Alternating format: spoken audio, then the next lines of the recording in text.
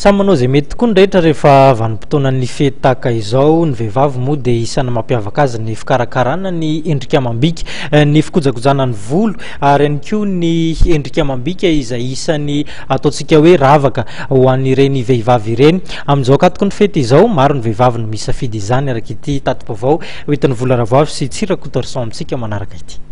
Miasa amin'ny fanolokoloana ny volom-behivavy Natasha, efa taonany maro nanaovany asa.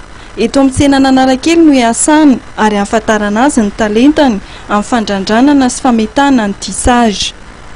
Asa mahavelona, mila aingam-panaso fotoana amin'ny fandrandranana sy ny fametahana tissage.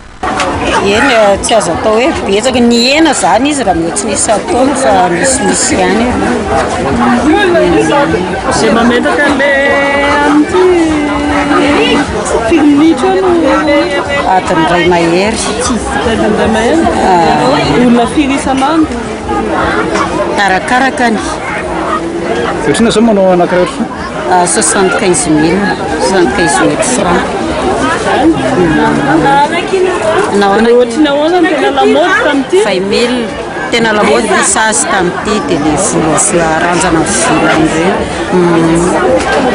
Le frisé? Frisé miloko?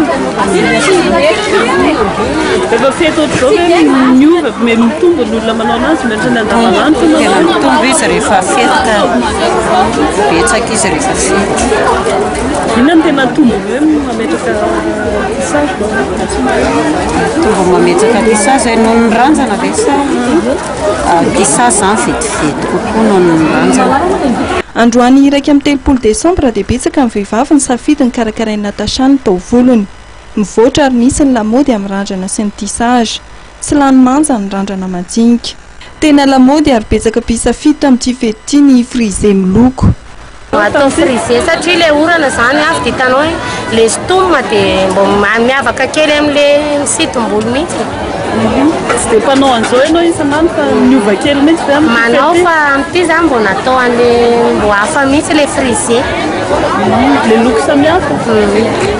Ho an'ny rehetrarehetra tsara le mirandrana fa tsy hoe ratsy akory manao tissage, manao postice fa tsara. Mampiova ny vehivavy no farany taona koa ilaina mihitsy io. Manome endrika ny vehivavy ny taovolo, ny vehivavy tokoa mantsy jerijery. Koa ilaina mikolokolo izany indrindra amin'izao fety izao.